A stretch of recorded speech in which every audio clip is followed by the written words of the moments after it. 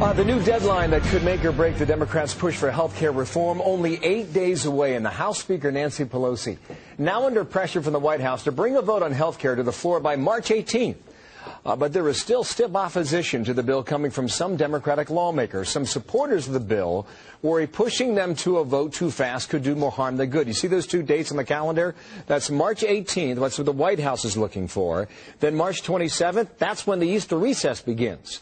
Dana Perino was White House press secretary in the Bush administration, now a Fox News contributor.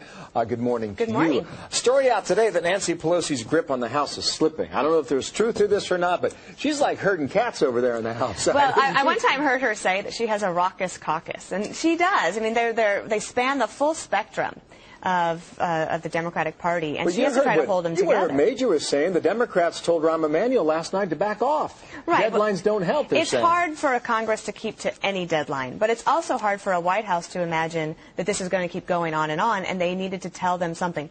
But what might have been better was if they had agreed upon a deadline and then announced it at the same time. All right, let me see if I can get that calendar back on the screen here. If this goes past the Easter break, Congress goes out for 2 weeks back to their home district. If you don't have a deal done by April, will it never get finished? That would be my personal policy hope. From a communication standpoint, I think it's very hard to keep this going. They are losing airspeed and altitude at the White House on this bill and in the House. And so, but I wouldn't put it past her to be able to get it done. She's been able to do things in the past to pull people together. And I think that if the American people, who 3-1 don't want this bill, really don't want this bill, they need to make sure that those phones are ringing off the hook and making sure that their members know. This is one thing we have not heard a lot about. How are Republicans countering? What are they telling their folks? I mean, the president's going to be out in St. Louis again today. He was in Philadelphia on Monday. What are Republicans doing? Right, so he has doing? the bully pulpit, and he's going to get all of the attention. But Republicans, well, obviously Republicans are having an impact. If the American people 3-1 are against this bill, they've done something right. They've argued on the merits, for one. But the interesting thing is a lot of people typically don't like to talk about process, right? They think that that's boring. But in this instance, where the Democrats are going to try to jam through this bill on what's called reconciliation, new surveys out this morning showing that the American people are disgusted by this. They think it's underhanded, a dirty trick, and they're not going to stand for it. Well, others would argue that you have a Democratic majority in the House and the Senate. If it was a good bill, it would be... Look, it would be law by now. Good policy is good politics. If this were good politics, we would already have a policy. All right, let me turn you to another topic here. Karl Rove is on a book tour, as you know.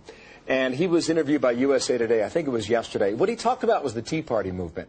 What he's suggesting is that this could hurt Republicans if Tea Party activists back third-party candidates come November. What is your view on that? Sure, I think that Carl's probably right. It could hurt both Democrats and Republicans, and incumbents in particular. Anyone who actually has a seat and thinks it's safe probably shouldn't think that right now.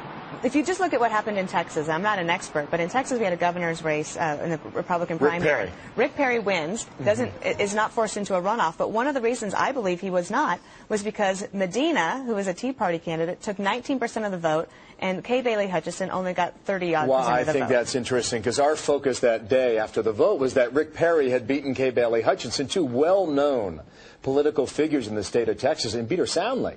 Right. Well, just even look back to when Ross Perot ran for president, right? Who did he siphon votes away from?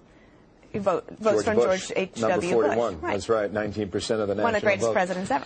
Indeed, so you would agree with what Karl is saying on this? I think Karl's got it right, yeah. Dana Perino, thank you. And thank you for your time today, all right? Great Don't to be be here. a stranger. We'll take you any time. Okay, thank you. All right, Dana, thanks. Martha, what's coming up?